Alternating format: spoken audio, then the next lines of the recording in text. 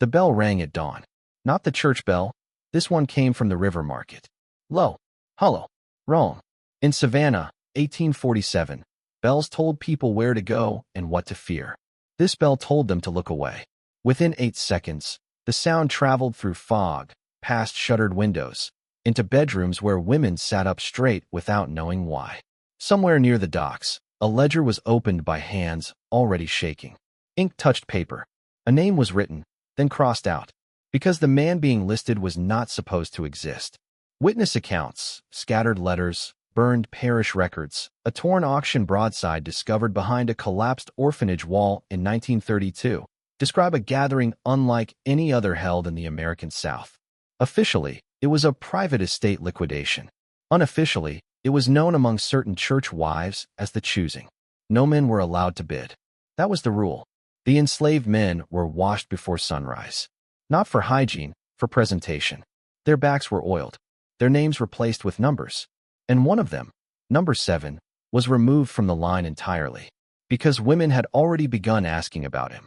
By the time the auctioneer arrived, 3 local pastors were present. They did not sit together. They never did. But all 3 had been summoned by the same letter, sealed with wax bearing a symbol not found in any Savannah registry. An eye, not open, not closed, watching. And by nightfall, one enslaved man would vanish from every public record, while appearing, silently, inside the private rooms of Savannah's most respected homes. They arrived in carriages with the curtains drawn. Not widows, not spinsters. Married women, many of them. Women whose husbands sat on city councils, oversaw plantations, preached on Sundays about obedience and divine order. They came alone. Church records show unusually high attendance at morning prayer that day, followed by an equally unusual absence at afternoon service. Servants were instructed to say their mistresses were unwell. Seamstresses were dismissed early. Children were sent to relatives. The auction was held indoors, beneath a converted cotton warehouse that had once stored human cargo straight from the Atlantic. The floorboards still groaned in places where chains had rubbed the grain smooth. Witnesses later described the silence as ceremonial. No cheering, no laughter, only breathing. Each enslaved man was instructed to walk, turn, and stop. No speaking, no resistance. The women did not shout bids. They raised gloved fingers. 1 finger meant interest, 2 meant intent, 3 meant ownership. But when number 7 was finally brought forward, something changed. He was not the tallest, not the strongest, but people noticed how the air shifted around him, how he did not lower his eyes, how the auctioneer hesitated, just briefly, before reading his description.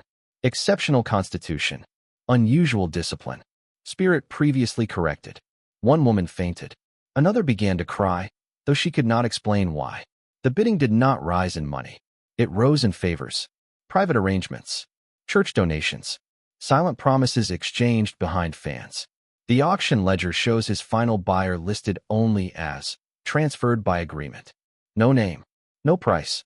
By sunset, number 7 was gone, and Savannah pretended the auction never happened. 3 weeks later, the First Covenant Church sealed its basement. Official reason, flooding damage. Actual reason, sound. Multiple congregants reported hearing footsteps beneath the sanctuary during hymns. Slow pacing, bare feet on stone. Always during prayer, never during sermons. A deacon's wife claimed she heard breathing through the floorboards while kneeling. When she looked down, she swore the wood was warm. Church elders responded by restricting access, then by removing records, then by moving the orphan children to another parish entirely. 1 orphan, a boy named Thomas Hale, left behind a charcoal drawing discovered decades later behind a wall. It shows a man standing beneath a cross, but the man's shadow is split into many hands. Letters between clergy, never sent, never signed, hint at custodial arrangements and temporary housing for the asset. Language stripped of humanity, polished clean, yet something went wrong. By October, 3 women associated with the auction stopped attending church altogether. 1 entered an asylum. 1 burned her diary and locked herself in her room for 7 days. The 3rd disappeared while traveling upriver. Her trunk was found, empty, except for a single glove, still warm when discovered. In 1891, a clerk named Edwin Mercer attempted to audit Savannah's old auction records. He found gaps. Entire pages removed, not torn, but carefully cut. Only one page remained intact, marked by a darker stain at the bottom, as if something had seeped through the paper over time. The page listed rules. Not prices. Not names. Rules. Rule 1. No male witnesses. Rule 2. No spoken names. Rule 3. Assets must be relocated every 7 days. Rule 4. Confession voids ownership. Mercer resigned within a week. Before leaving town, he mailed a single letter to his sister. It arrived unopened. Inside, just one sentence was written again and again until the ink broke the paper. They taught us how to choose, but never how to stop. That winter, the river flooded higher than ever recorded. Beneath the old warehouse, foundations collapsed. Bones surfaced, clean, arranged, facing east. No skulls, just hands, still reaching. After the auction, Savannah's most respected homes began changing in subtle ways. Locks were added, not to doors facing the street, but to interior rooms. Guest bedrooms lost their keys. Mirrors were turned toward walls. Servants were reassigned without explanation, often dismissed entirely if they asked questions. In one home on Abercorn Street, a maid named Eliza recorded something strange in a prayer notebook. She wrote that every Thursday night, her mistress rang a bell, not loudly, but once. Always once. Afterward, no lights were permitted on the second floor. Eliza noticed something else. Footprints appeared in ash near the hearth. Large, bare, but leading toward the wall, not away from it. Other servants across the city reported similar details. Not sightings, never sightings. Just absences. Hallways that felt occupied when empty. Doors warm to the touch from the other side. The women of these houses stopped hosting social calls. They attended church sporadically, always seated apart, never together. When asked about their health, they gave the same answer. Restless. But restlessness does not explain the bruises some of them hid beneath lace sleeves. Nor does it explain why, in at least 2 cases, husbands were instructed never to enter certain rooms of their own homes again. One man complied. One did not. He was found days later at the bottom of the stairs, neck twisted unnaturally, eyes wide, not with pain, but recognition. The coroner ruled it a fall. The servants knew better. Children always notice first. They noticed that their mothers no longer sang while dressing them. That bedtime prayers were shortened. That certain corridors were suddenly forbidden, not with punishment, but fear. In the Hawkins household, a 7-year-old girl named Clara wrote a letter to her cousin describing the man who walks without sound. She said he stood behind her mother sometimes, not touching, just waiting. Clara's letter was intercepted. She was sent away to a church-run boarding school outside the city. There, she met other children who spoke the same way. They had different houses, different families, but the same stories. A man who never spoke. A man who appeared only when adults thought no one was watching. A man who obeyed rules the children somehow understood instinctively. Don't say his name. Don't ask why he's there. Don't tell anyone what you see. One child broke the rule. The next morning, his bed was empty. The headmistress claimed he'd been collected by family. No family ever came forward. Years later, construction workers expanding the school's cellar uncovered a sealed crawlspace. Inside, a child's shoe, and scratch marks on the wall. High, vertical, as if someone had been lifted while struggling. Confession was supposed to cleanse the soul. That belief nearly destroyed Savannah. One woman, whose name was erased from church records but preserved in a private diary, attempted to confess to her priest in November of 1847. She spoke for nearly an hour. The priest did not interrupt. When she finished, he closed the confessional door and did not open it again. That night, he wrote a letter to the bishop requesting immediate transfer. By morning, he was gone. The woman was found alive, but altered. She no longer spoke. She no longer slept. She sat upright in a chair, eyes fixed on the doorway, whispering one phrase repeatedly. He was not meant to be owned. Other women attempted confession privately, to sisters, cousins, even husbands. Each time, something intervened. Letters vanished. Conversations were forgotten. In one case, the listener claimed no memory of the exchange at all, only a lingering sense of shame that did not belong to him. By December, the women stopped trying to confess. They learned the final rule. Silence was the only protection left. Number 7 was never seen publicly again, but his presence multiplied. He appeared in dreams shared by unrelated people. He stood in doorways in identical postures across different homes. He aged, but not forward. Each account described him as unchanged, while those around him deteriorated. Some believed he was moved between houses weekly, as the ledger instructed. Others believed he never moved at all, that Savannah itself had learned to hold him. A visiting physician wrote that the city felt densely occupied, as if breathing required permission. He left after 3 days, citing nausea and persistent hallucinations of hands in the river water. By the end of 1848, 6 children, 3 women, and 1 clergyman had vanished without record. No investigations were opened. No sermons were preached. And beneath the city, something continued to pace. Slowly, patiently, waiting for the rules to be broken again. When the women who attended the auction began to die, their families noticed something disturbing. The houses did not feel empty. Heirs described walking into rooms they had never entered before, rooms that seemed to recognize them. Air thickened. Floors creaked in deliberate patterns. And always, the sensation of being evaluated. Wills from these families contained unusual clauses. Certain rooms were to remain sealed. Certain servants were to be retained regardless of cost. Certain instructions were not to be questioned. One will ended with a warning written in a different hand than the rest of the document. He responds to continuity. Daughters inherited fear without context. Sons inherited authority without understanding. And in several cases, the next generation followed the rules instinctively, never asking who created them. A young woman named Margaret Bell inherited her mother's home in 1872. She wrote in her diary that the house taught her what to do, where to walk, when to lock doors, when to leave a room untouched. She never saw the man, but she fed him, not with food, with privacy, with silence, with obedience.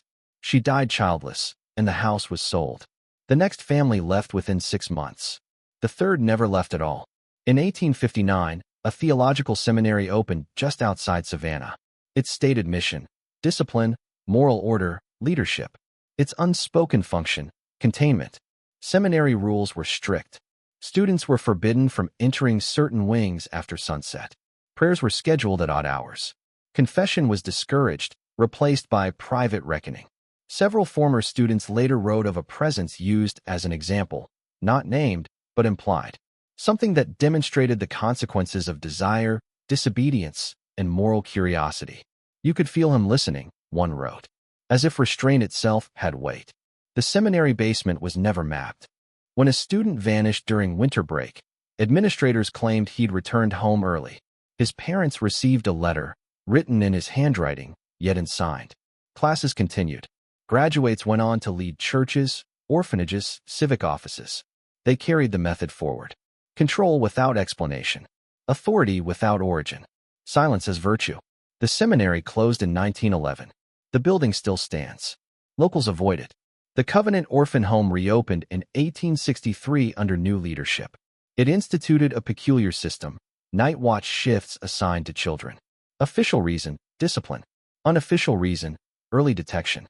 Children were taught to listen, not for footsteps, but for pauses, gaps in sound, places where noise should exist and did not. If a child reported a still place, they were praised. If they asked what it meant, they were punished. Records show several children marked as transferred, with no destination listed. Their names appear later only in burial logs, without causes of death. One caretaker resigned after claiming she saw a man standing in the dormitory hallway, facing the wall, unmoving. She said he did not look alive. She said he looked kept. Her resignation letter was never answered. She left town the next day. By the late 1800s, Savannah had adjusted. Disappearance no longer shocked. Silence no longer alarmed. The rules existed without memory of their creation. The man was no longer singular. He became function, a role absorbed into institutions, a presence distributed across places of control, homes, churches, schools. People stopped asking where he was. They asked instead, is he satisfied? When the river flooded again in 1886, workers repairing the old warehouse foundation discovered chains embedded in the stone, not attached to anything. They left them there. Some things, the city had learned, must remain anchored. By the turn of the century, the auction existed only as rumor. But the bell that rang at dawn in 1847, was still used, not to gather buyers, but to signal compliance. In 1924, Savannah hired a new municipal archivist. Her name was Eleanor Price. She was methodical, unsentimental, and believed deeply in order. Her task was simple: reorganize city records before the centennial celebrations. What she found instead was a pattern of intentional absence: births without parents, deaths without bodies, properties transferred without sale, and always around the same families, the same churches, the same institutions. Eleanor discovered a private classification system used only between 1847 and 1861. Documents marked with a faint symbol, an eye, neither open nor closed. These files were never cataloged. They were hidden inside unrelated folders, as if scattered deliberately. One contained a fragment of an auction ledger. Another contained a sermon draft that ended mid-sentence. The final document was a letter written by a woman who claimed ownership, but not possession. "He is not in my house," the letter read. "He is in the agreement." Eleanor began to feel watched in the archive room. Not followed, assessed. She noted in her journal that silence seemed to lean closer when she uncovered certain files. Her final entry was dated May 3rd. "I believe the city itself is the container." She did not come to work the next day. Her apartment was found locked from the inside. All her notes were gone. The Great Depression changed everything. Families that had maintained the old rules through wealth and structure suddenly lost both. Homes were sold. Churches merged. Orphanages closed. Containment weakened. During the winter of 1931, Savannah experienced a surge in unexplained violence. Not riots, not crime, but breakdowns. People stopped sleeping. Children ran away. Ministers abandoned pulpits mid-sermon. A soup kitchen volunteer reported seeing a tall man standing behind the line, unmoving, never eating. Others claimed they felt compelled to give something: space, silence, obedience, without knowing why. A social worker wrote that certain neighborhoods felt consumed by waiting. When federal inspectors arrived, they found nothing actionable. What they did not record were the gaps. Entire blocks where no dogs barked. Rooms where echoes behaved incorrectly. A church basement sealed with newer bricks than the rest of the structure. Hunger had returned. Not for food, for compliance. In 1938, a photographer documenting historic Savannah captured something unusual. The image shows a group of women standing on a veranda, posed formally. Fashion experts date the clothing incorrectly. Styles from different decades appear together. But the anomaly is behind them, reflected faintly in a darkened window. A man, barefoot, standing too close. Unposed. His face is indistinct, but his posture is unmistakable, upright, patient, restrained. When the photograph was developed, the photographer reportedly destroyed the negative.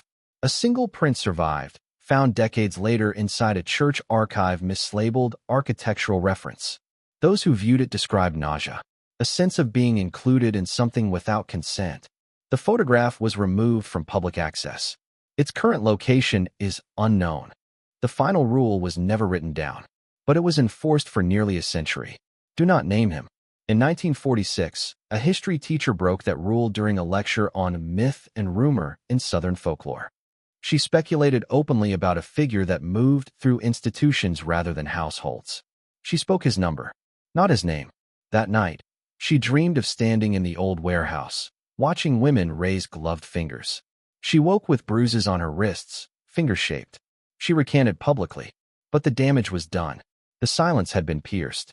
For the first time since 1847, people began asking the wrong questions, and something that had survived on agreement alone stirred. By the late 1940s, Savannah believed itself transformed. Electric lights replaced gas lamps. Old families lost influence. New people arrived without knowledge of the past.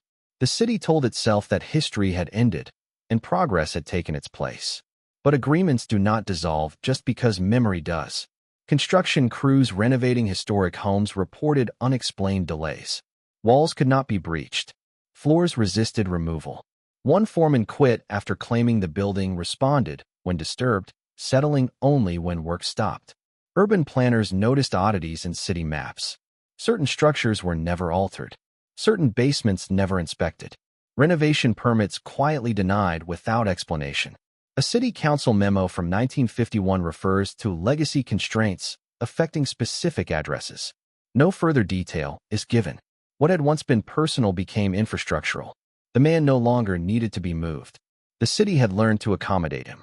In 1956, a graduate student from Atlanta recorded oral histories from elderly Savannah residents. One interview, cataloged but never transcribed, stands apart. The woman interviewed was 93. She did not ask for anonymity. She did not lower her voice. "He was never ours," she said. "We were assigned to him." She described the auction not as desire, but as ritual, a method of containment disguised as privilege. The women believed they were choosing, but in truth, they were participating in something already decided. When asked what happened to the man, she shook her head. "You don't ask where a weight goes," she said. "You ask what breaks when it's moved." At the end of the recording, there is a pause. Then the woman asks a question of her own. Is he still being kept? The tape ends abruptly. By the 1960s, Savannah faced a new problem. Exposure. Tourism increased. Historians arrived.